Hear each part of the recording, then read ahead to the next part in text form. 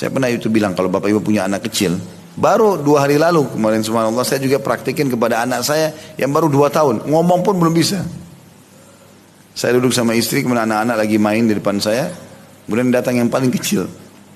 Kemudian saya pangku anak itu. Sambil ngobrol bercanda-bercanda, dia belum bisa ngomong, saya baru ajar kata-kata. Terus tiba-tiba tidak di benak saya. Saya bilang istri saya, coba dengar ya, kita tanya. Di mana Allah nak? Ngomong aja belum bisa. Subhanallah alami tangannya begini. Tunjuk ke langit. Dan hampir semua anak saya coba praktikin itu. Semuanya, di mana Allah? Tunjuk ke langit. Padahal dia belum faham. Fitrahnya ada. Mengenal Tuhannya itu ada. Ini pernah diajarkan oleh dosen kami di Madinah. Dia bilang semua anak-anak yang belum rusak fitrahnya, kalau ditanya dia akan tunjuk ke langit. Padahal dia tidak faham itu. Mungkin secara zahir dia tidak faham, tapi ternyata seperti itulah secara alami orang tahu Tuhannya, Allah SWT, dan Allah itu ada di atas langit sana.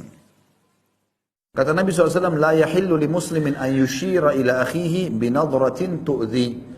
Seorang muslim tidak boleh mengisyaratkan kepada saudaranya sesama muslim dengan pandangan yang menyakitinya. Tadi pandangan sinis, ya, menganggap remeh dari tatapan matanya.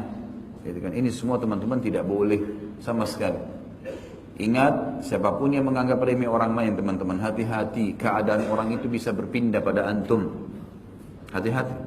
Dalam sebuah kisah disebutkan seorang salafil ummah pernah cerita dari kalangan tabi'in. Dia bilang, saya masuk ke masjid, saya temukan ada orang lagi sholat. Dan orang itu khusyuk sekali sholatnya di pojok masjid. Sujudnya, rukunya, bacaannya luar biasa. Terlintas di hati saya perkataan dan saya mengiyakan terlintasan itu. Oh, orang itu kayaknya riya. Karena orang itu pas lagi sujud nangis. Lalu terlintas dia bilang di hati saya mengatakan orang ini kayaknya riya. Dia bilang gara-gara perkataan itu Allah mengharamkan saya menangis sebulan. Padahal orang ini tadinya suka nangis karena Allah. Dia bilang hanya terlintas di hati saya begitu dan saya mengiyakan, maka akhirnya saya terharamkan dari menangis sebulan. Kalau masih ingat statement Umar radhiyallahu anhu yang berkata, saya khawatir kalau melihat seorang wanita hamil lewat di hadapanku, lalu aku berkata, ih besar ya perutnya, maka Allah membuat aku hamil. Statement ini mungkin sedikit ada seakan-akan lucu, tapi sebenarnya ini statement keimanan, di mana Umar mengatakan khawatir kalau ada penganggap remeh terhadap seorang muslim yang lain, sudah cukup Allah pindahkan masalah itu. Banyak di antara salaful ummah mengatakan tidak ada seseorang yang menganggap remeh orang lain, bahkan itu terjadi pada musuh sekalipun, kecuali Allah Subhanahu wa taala akan membalik keadaan. Kisah perang Hunain. Nabi SAW ada pasukan muslimin di atas 10.000 orang, lebih besar daripada pasukan kafir. Pertama kali pasukan muslim lebih banyak daripada pasukan kafir. Muncul di diri beberapa sahabat nganggap remeh, oh musuh, gampang kita kalahin. Maka yang terjadi muslimin dikalahkan pada saat itu. Di awal peperangan dikalahkan. Makanya Nabi SAW membaca doa, minta dilindungi dari syamatatil a'da. Syamatatil a'da, syamata adalah menganggap remeh orang lain. A'da musuh. Nggak boleh kita anggap remeh teman-teman sekalian. Walaupun itu musuh kita. Apalagi kalau cuma saingan kerja, apalagi cuma sekedar saingan di komplek, saingan di yayasan, saingan di masjid. Apa urusannya? Apa hubungannya kita menganggap remeh orang lain? Itu hukumnya haram, tidak dibolehkan. Ingat, menganggap remeh orang lain bisa pindah keadaannya ke kita. Dan itu banyak sekali contoh-contoh berhubungan dengan masalah ini. Maka merendahlah teman-teman sekalian. Makin merendah kata Nabi SAW, man tawadha'a lillah rafa'ahu Allah. Siapa yang makin merendah di jalan Allah, Allah akan tinggikan derajatnya. Jadi kita harus jagain. Kita harus jagain.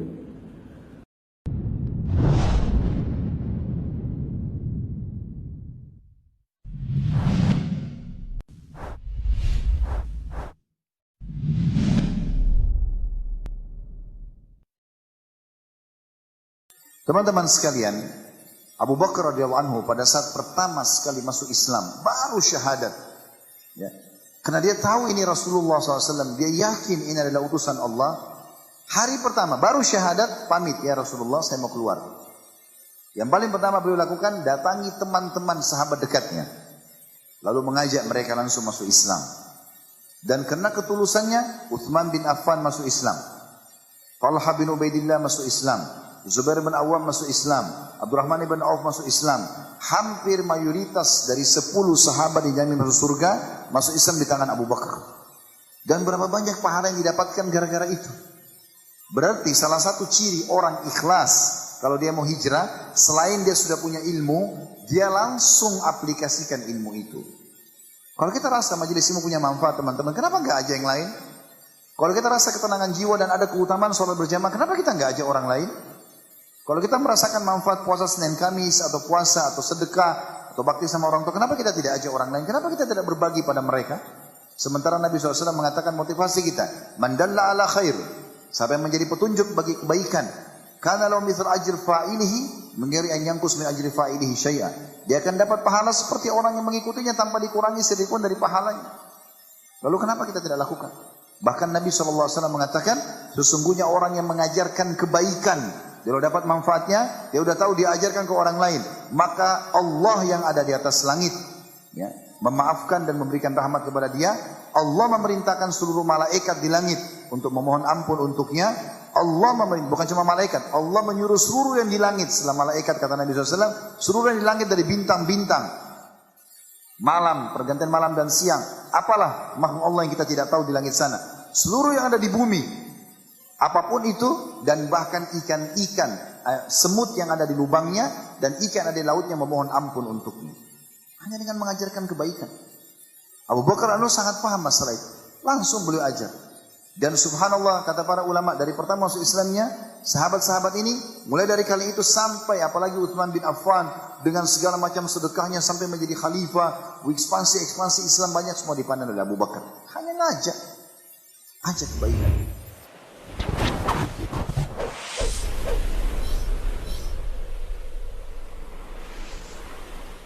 Di sini mencintai pasangan, Bapak Ibu sekalian, hukumnya wajib, bukan pilihan. Kita kalau sudah akad nikah, cintain. Bagaimana caranya? Interaksi. Interaksi itu dengan cara melihat secara fisik, ngobrol, pengabdian, pengorbanan yang kita berikan. Maka akan muncul rasa cinta nantinya, gitu kan? Beda cinta dengan sayang. Kalau sayang bisa umum. Sayang itu misal bisa saja kita lampiaskan sayang pada makanan. Makanan misalnya ada, masih bagus, terus dibuang. Sayangnya dibuang, muncul rasa prihatin dan kasihan. Itu namanya sayang. Tetapi kalau cinta berbeda, itu akan diikuti dengan pengorbanan yang besar. Pengorbanan yang besar.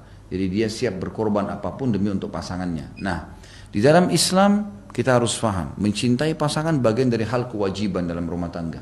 Memang kita mencintai mereka. Lampiaskan semuanya. Jangan tergoda dengan waswas syaitan yang hampir semua rumah tangga digoda dengan standar. Misal, jangan kamu terlalu cintai pasanganmu, karena nanti kalau berpisah bagaimana? Kalau mati bagaimana? Nanti kamu sakit hati dan seterusnya. Ini waswas syaitan, nggak ada. Tempatnya, tepat dan tempatnya melampiaskan cinta, kasih sayang, kebutuhan biologis, bermesraan setelah nikah. Silahkan. Dan ingat, tepis semua pernyataan syaitan yang mengatakan, jangan kau cintai pasanganmu sekarang berlebihan, nanti kamu sakit hati, nanti kamu begini. Insya Allah, kalau yang kita cari pasangan yang soleh dan soleha, tidak ada perlu dikhawatirkan. Ingat juga satu hal Bapak Ibu sekalian, menikah dalam Islam adalah ibadah. Dan ibadah sifatnya abadi. Perhatikan, ya, menikah adalah ibadah dan ibadah sifatnya abadi. Sekali kita sholat sampai mati kita sholat. Sekali kita puasa sampai mati kita puasa. Sekali kita menikah sampai di surga tuh sama pasangan. Jangan pernah menikah dimulai dengan waswas syaitan, taruh cadangan sekian persen kalau saya cerai sama pasangan saya. Ini nggak boleh ada ini. Jangan menikah untuk cerai, nggak boleh. Karena cerai adalah perbuatan halal yang paling Allah benci dan merupakan target utama syaitan untuk memisahkan suami. Dalam 1 menit jemaah sekalian, Anda bisa beristighfar dengan Allah 100 kali. 1 menit. Astagfirullah, astagfirullah, astagfirullah, astagfirullah. Apakah Anda sadar bahwasanya istighfar 1 kali saya sudah bisa mengampuni dosa Anda 70 tahun? Bisa dosa Anda 100 tahun diampuni dengan 1 istighfar. Bagaimana dengan 100 istighfar? Sederhana, 1 menit jemaah sekalian. Dengan 1 menit Anda bisa memberatkan timbangan Anda pada hari kiamat. Bukankah kata Nabi SAW, kalimatani khafifatani ala lisan, thaqilatani fil mizan, habibatani ar-Rahman. Subhanallah wa bihamdi subhanallahil azim. 2 kalimat yang ringan di lidah, berat di timbangan pada hari kiamat dan dicintai oleh Allah. Bayangin nih, kita dapat timbangan berat hari kiamat dan dicintai oleh Allah. Dapat cintanya Allah, bukan cinta raja, bukan cinta manusia. Cinta segala pencipta segala sesuatunya. Hanya dengan mengucapkan kata Nabi, Subhanallahi wa bihamdi, Subhanallahil azim. Muadz bin Jabal radhiyallahu anhu meriwayatkan sabda Rasulullah sallallahu alaihi wasallam, "La tu'dhir imra'atun zawjaha fid dunya illa qalat zawjatuhu minal hurin 'ain, la tu'dhihi qatalakillah, fa innama huwa indaki dakhilun yushiku an yufarikaki ilaina." Sebelum saya baca terjemahan, ibu-ibu jangan tersinggung dengan hadis ini. Ya. Jadi fahami dengan keimanan. Karena memang ini sabda Nabi SAW. Saya bilang tadi kehidupan di akhirat adalah poligami. Dan di dunia setiap istri disuruh menjadikan suaminya sebagai penyebab masuk surga. Ada seorang ibu telepon saya kemarin. Dia berkata, "Ustaz, saya mau bertanya sesuatu yang penting." Baik, silakan. Kebetulan saya lagi ada waktu lowong. Dia bilang, bagaimana hukumnya kalau seorang wanita izin sama suaminya untuk ngurus anaknya. Jadi rupanya ibu ini pernah punya dari suami yang lain, punya anak, suaminya bengkalaikan. Lalu dia nikah lagi. Jadi janda nikah lagi sama seorang laki-laki. Maka anak-anaknya ini tinggal bersama ibunya. Kemudian dia lihat anaknya ini nggak ada yang urus, tinggal sama ibunya, nggak terurus, ayahnya juga nggak peduli. Maka dia pamit sama suaminya, minta mau lihat anak-anak itu. Diizinkanlah 2 minggu. Dia bilang, saya diizinkan 2 minggu Ustaz. Tapi setelah saya pergi ke kampung saya itu, ke kota saya itu, kemudian saya urus anak saya, sekarang sudah sampai setahun. Saya nggak pulang-pulang, gitu kan. Maka suaminya marah gitu. Apakah sekarang istrinya berdosa, atau istri boleh nggak lebih memilih anaknya daripada suaminya? Bagaimana jawabannya? Saya bilang yang pertama, setelah tutup telepon dari saya, telepon suaminya minta maaf. Itu dulu pertama. Telepon, minta maaf, kenapa melanggar sampai setahun? 2 minggu, nggak bisa lebih daripada itu. Jangankan anaknya ibu, orang tuanya ibu, ayahnya ibu, ibunya ibu sendiri. Kalau suami izinkan 2 minggu lalu menahan, suami bilang nggak bisa, tidak boleh secara syar'i. Ini hukum Allah, bukan hukum manusia, nggak boleh dibantah. Allah telah jadikan suami ibu adalah di atas segala-galanya. Ibu renungin hadis Nabi SAW, awal amal yang dihisab bagi wanita pada hari kiamat adalah sholatnya dan hubungannya dengan suaminya. Ini luar biasa nih. Habis sholat, masalah sama suamimu bagaimana? Bukan masalah sama orang tuanya, bukan masalah sama anaknya. Artinya, sholatnya lolos, urusan suaminya lolos, yang lainnya jadi mudah. Renungi hadis itu. Yang disuruh ibu tanggung jawab adalah suami. Itu dulu. Kemudian hadis Nabi SAW, wanita manapun yang meninggal dunia lalu suaminya ridha, kecuali akan masuk ke dalam 8 pintu surga yang manapun dia inginkan. Orang Bapak Ibu sekalian, Bapak-Bapak terutama renungin ya. Kita sebagai laki-laki, untuk mendapatkan pintu 8 di surga itu pintu 8 pintu tertinggi. Derajat tertingginya surga Firdaus namanya. Di sana 4 golongan, para nabi-nabi. Ini Bapak-Bapak sama saya sudah tertutup peluang ini. Nggak ada lagi peluang jadi nabi, nggak mungkin. Para syuhada itu Bapak-Bapak sekalian, saya sama Bapak harus tinggal di medan perang, tunggu musuh bunuh kita, itu pun kalau ikhlas. Orang-orang yang siddiq, jujur, tidak pernah dusta seumur hidup. Ada sini yang tidak pernah dusta seumur hidup?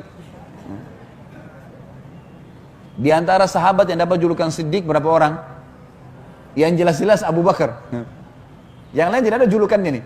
Dan orang-orang saleh ini setiap hari nangis, ibadah terus sama Allah. Duduk di masjid, baca Al-Quran, tidak ada dosanya.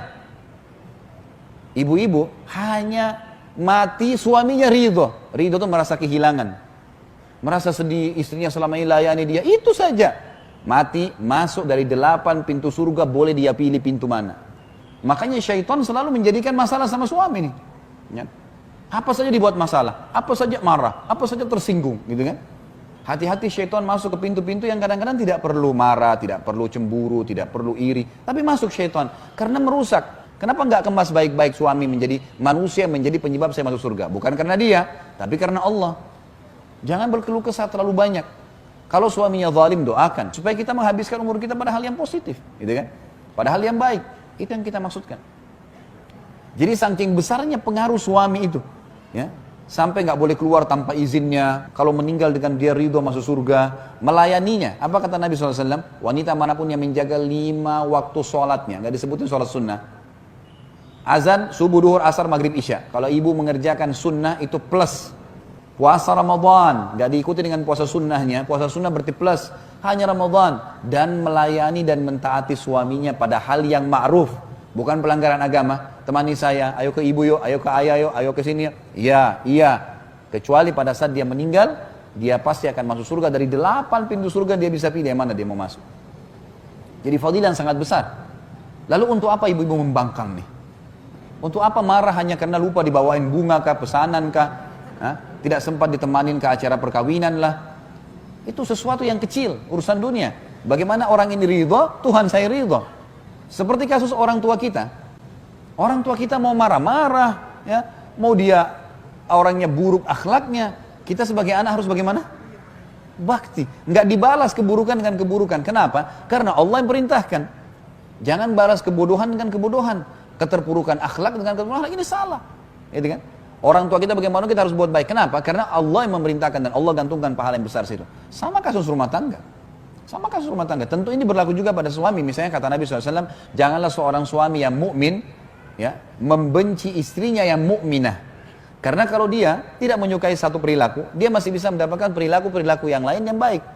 Artinya saling toleransi, saling memaafkan. Yang penting pelanggarannya bukan masalah nusyud, bukan masalah pembangkangan terhadap hukum Allah Subhanahu wa taala. Ibu-ibu sekalian, hati-hati sabda Nabi SAW yang seperti ini. Ada bidadari di surga bisa mendoakan ibu keburukan. Ini hadisnya, yang saya bilang tadi jangan tersinggung. Harus difahami dengan keimanan. Kata Nabi SAW, tidaklah seorang wanita atau istri menyakiti suami di dunia. Wanita manapun yang memalingkan wajahnya dari suaminya karena merasa lebih hebat, lebih pintar, lebih kaya, kecuali dia akan dilaknat oleh malaikat, sampai suaminya ridho. Dan siapapun wanita yang membuat suaminya murka, marah, maka yang di langit Allah akan murka padanya. Bayangkan dihubungkan sama Allah. Allah murka padanya sampai suaminya ridho. Ya, memang hadisnya begitu. Di sini dikatakan tidak ada seorang wanita menyakiti suaminya di dunia melainkan istrinya dari bidadari. Di surga mengatakan, jangan kau menyakitinya. Semoga Allah membinasakanmu. Sesungguhnya ia hanyalah seorang tamu di sisimu dan sebentar lagi berpisah denganmu untuk kembali kepada kami.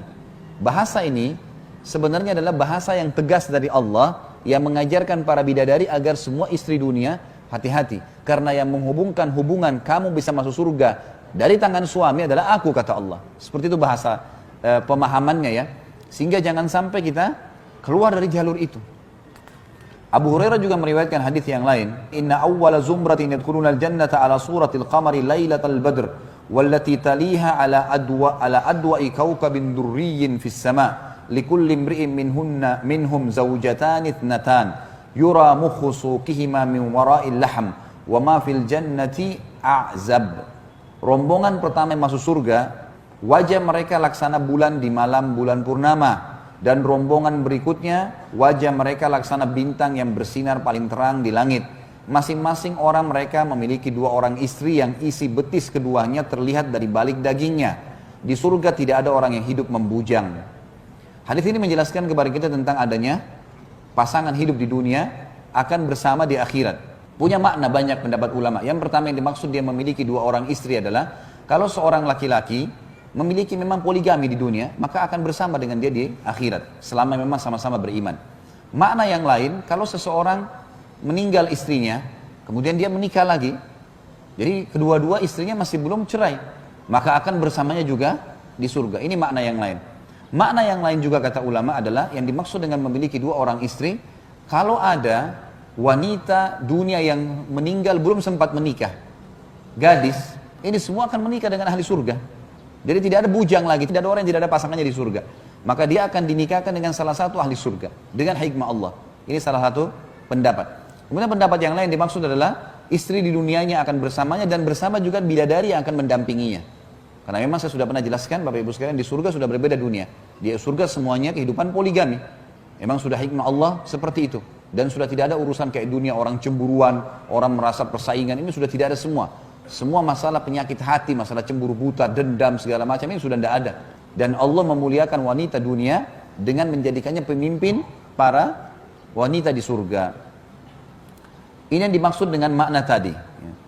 Dan banyak pendapat, ulama tentu menggabungkan antara pendapat ini. Bukan mustahil semuanya ini adalah benar. Tapi penyampaian Nabi SAW, kalau mereka akan memiliki 2 orang istri. Dan disebutkan cirinya, isi betis keduanya terlihat dari balik dagingnya.